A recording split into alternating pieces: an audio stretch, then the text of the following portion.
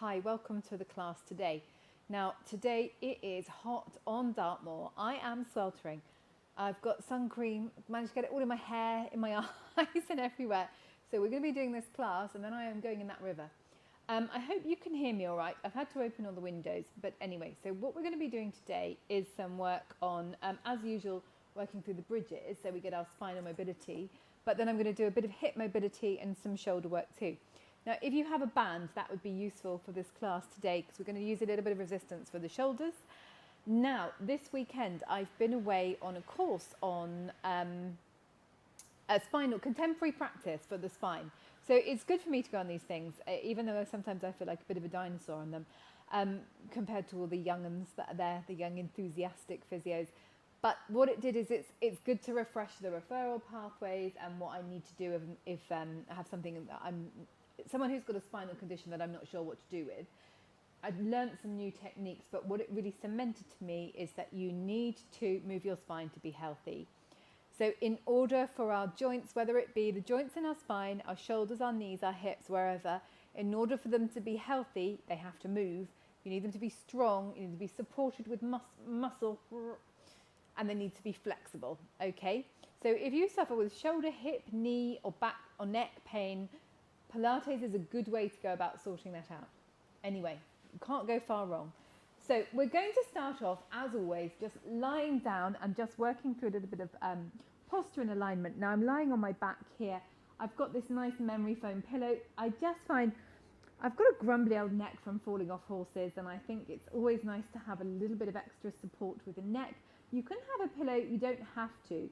Now let's just start to work as if we're lying on train tracks, and those train tracks are going through your shoulders, your hips, your knees and your feet. Just lift up your toes, spread your toes. So we're not gripping onto the floor, we're just relaxing down there. And then what we're going to do is just start by centering into the room. Take a nice couple of deep breaths. Inhale, exhale, just relax the shoulders and feel like those collarbones come really long, relax down. From here, imprint the spine to the mat and release. So we're just getting that tilting movement through the pelvis, release. Press and release. Now we want to start off every practice just getting a little bit of spinal mobility, just loosening here, so working through, tilting the pelvis forwards and back and feeling like the rib cage is melting. Now when you're ready, you can lift up and then lower back down. Inhale, lift up, exhale, lower back down. So we're getting that lovely movement through the spine. You know how I like to start the class with bridges. Inhale, exhale. Now I'm just going to chat through a few things here whilst I'm working through bridges. We just keep the bridges moving. Anyone who comes to my classes knows that at the beginning of the class we work through 30 or so bridges just to get the spine moving, and then you can do your lumbar rotation side to side to loosen off. Now I was reading a very interesting article this weekend or the other day about what makes Pilates Pilates. Now it's been since the original repertoire of classical Pilates designed by Joseph Pilates, there's been lots of adaptations, lots of changes. We've got clinical Pilates, we've got APPI Pilates, we've got body control Pilates, come back to the center, do your bridges again. We've got stop Pilates, Basai Pilates, all of them. Now, the common theme that runs through them is we need for it to be a true Pilates practice, we're working on 6 key principles. We're working on the fluidity of movement, the precision of movement, your control of movement, you're combining movement and breathing. You're working on centering here. The original Pilates, Joseph Pilates, called Pilates controlology because we're learning to control the core. Inhale, lift up. Exhale, release. And then in a sense, it doesn't really matter what we do with our arms and legs and the sequence of exercises. If we're very classical, we may be sticking to the original sequence, the original Pilates repertoire. If we're less classical or clinically trained like I am, we may be adapting some of these exercises to suit certain conditions, which I do an awful lot of, mainly my own conditions. But we learn to adapt, but it's still Pilates if we're working on the centering, the fluidity and the control and the breath control and the mind-body connection. Good, back to the center, repeat your bridges. You may notice that I don't play any music when I'm doing the classes. And for me, this is because partly I can never get two people to agree on what music to play, and that's fine. For me, I quite like a few Balearic beats, some Cafe Del Mar, something to just really relax into it. Other people don't like that. Some people ask me to play a bit of Mozart and Beethoven, but that's not for me. Anyway, you can put your music on in the background whilst you're watching this. That's absolutely fine, but it's just, it's about learning that mind-body connection. Okay, now from here, I'm going to bring one knee in towards the chest and stretch. And then the other, stretch. Notice how I'm precise about these movements now. Peel the heel, peel the toe, stretch.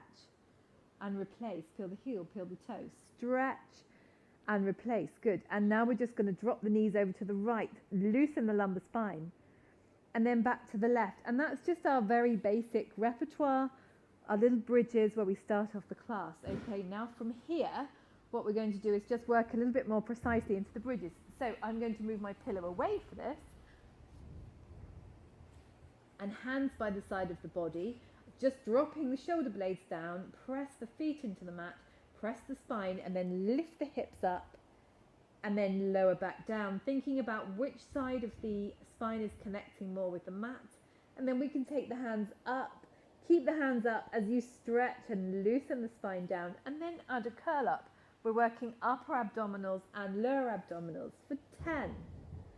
And release, curl up. 9.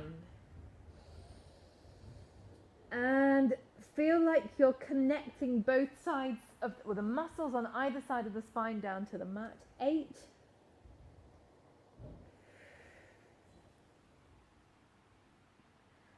7.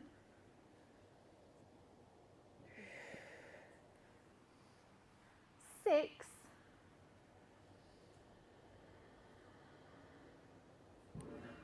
5.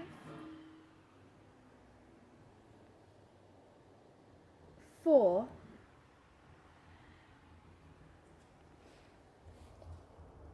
3. 2. Last one. And then from here, hug your knees in towards your chest and stretch. Just keep your hands on your knees and your toes together and bring the knees in towards the armpits. So really draw up and deepen the abdominals, and the pelvic floor draws up as well. So we're just getting a release in the lumbar spine. Good. And then from there, bring your feet back to the floor and just rotate side to side. Good. Okay. So what we're going to do is we're just going to roll over onto your side. So that's a beginning kind of nice warm up for the lumbar spine. I've got my lovely pillow. I'm just going to pop underneath here. Now we can start off by just working through some clams. I'm just going to pop that hand there. We want to be thinking nice straight line is shoulder, hip, heel. Open and close at the knees for 10. Starting to warm up that hip, 9, 8, 7. My upper body's nice and relaxed here. 6, 5, 4, 3, 2, last one. Okay, now from here, what we're going to do is we're just going to change this exercise slightly, and we're just going to bring this top leg up and down to touch. Okay, so we've got like a little frog leg going on here, up and down for 10, 9. So the knees rotated out. Sometimes I do this one with a little bit of pressure on the outside of on the inside of the knee, and that just opens up into that hip a little more. 8, 7, 6, 5, 4, 3, 2, 1. Okay, now from here, lift the bottom leg up. Okay, and we're going to bring the heels together and turn the toes out. And I want you to press the heels together for 10, 9, 8, 7, 6, 5, 4, 3, 2, 1. Okay, now you can lower the bottom leg down if you want, or you can keep it up. With this top leg, what we're going to go is we're going to tip it over, or dip it over, touch it over to the mat in front of you. side to side. So we're learning to control the movement through the hip. Really good. 5, 4, 3, 2, last one. Okay, and then from here, just have a tiny rest.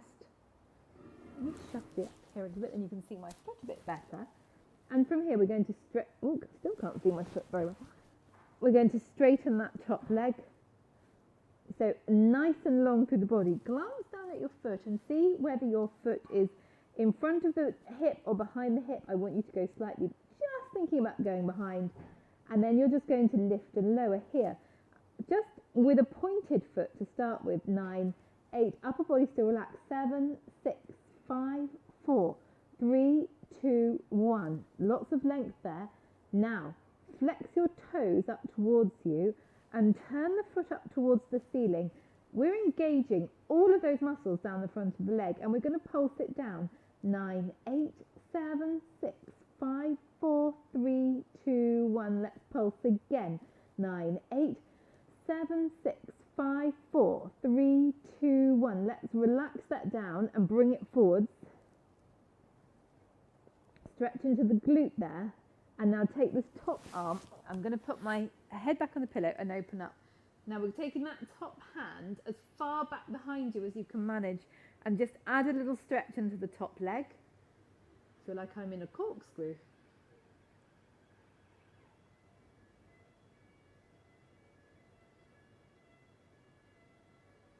And then come back to the centre. And now we've got to do that again on the other leg. So we can flip it around. From here.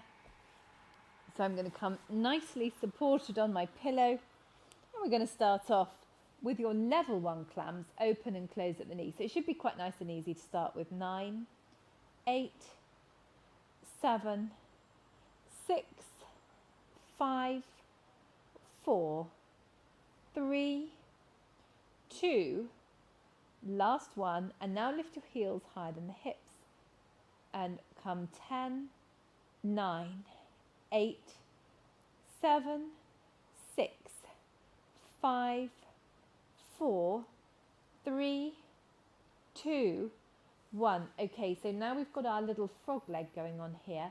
So what we're going to do is with that leg, we're going to tip it forwards and back. So coming over and back. 8, 7, scoop through the abdominals, relax the upper body. 5, 4, 3, 2, that feels considerably easier this side. I wonder whether that's, must have worked the other side quite hard yesterday. Last one, and now we're going to lift up the feet, so we're going to bring us into our little frog leg here. Now place your inside hand on your top knee, open it a little further now, pulse. 9, 8, 7, 6, 5, 4, 3, 2, 1, perfect. Rest and straighten that leg. So we're just going to lift and lower. 10, 9, 8, 7, 6, 5, 4, 3, 2, 1. Okay, flex the toe up, turn the toe towards the ceiling. So now leg is straight. Notice whether you're drifting in front or drifting behind. Most people tend to drift in front. If that's the case, pull the leg behind and pulse. 9, 8, 7, 6, 5, 4, 3, 2, 1. Just do it again. 9, 8, 7, 6, 5, 4, 3, 2, 1. Rest a minute here, bring the top knee across, and then just rotate out. So you'll bring that top, I've got to give my plant a little tickle here. As we rotate back.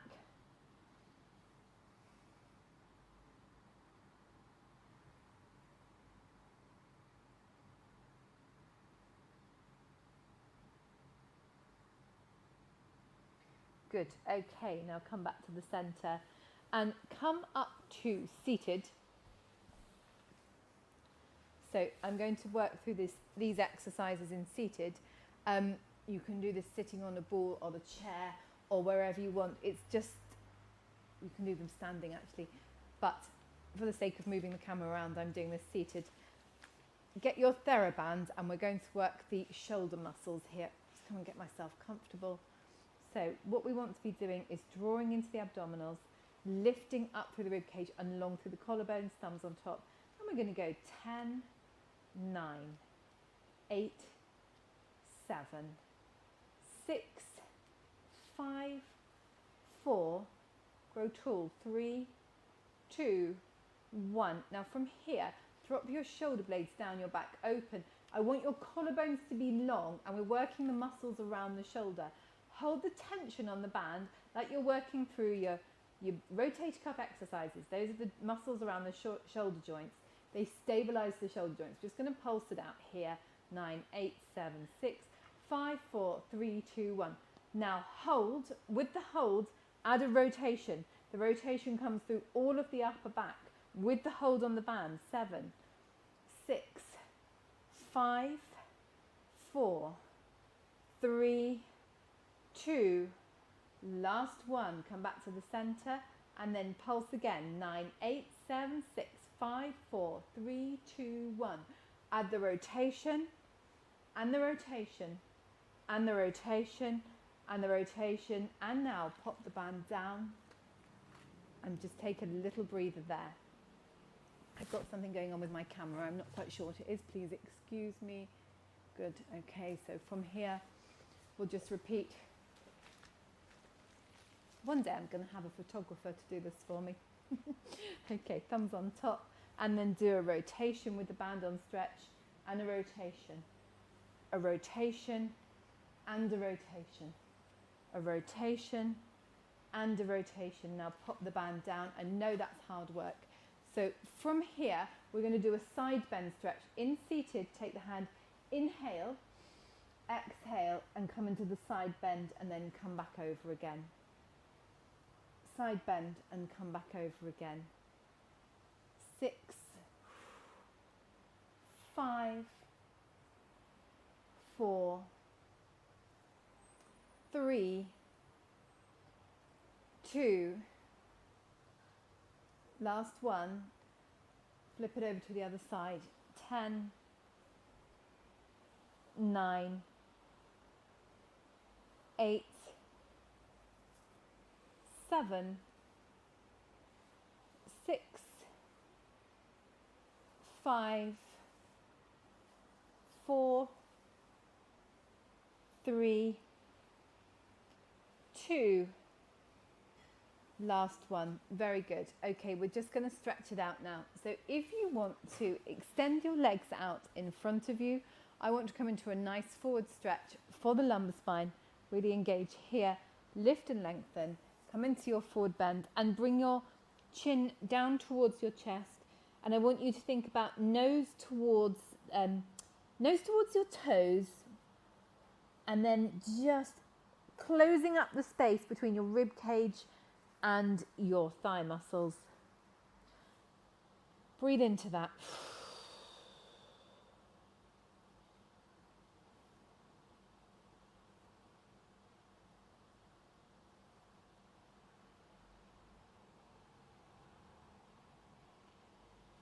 Very good.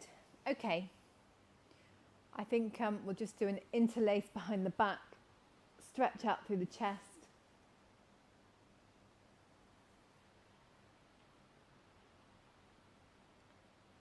And unlock.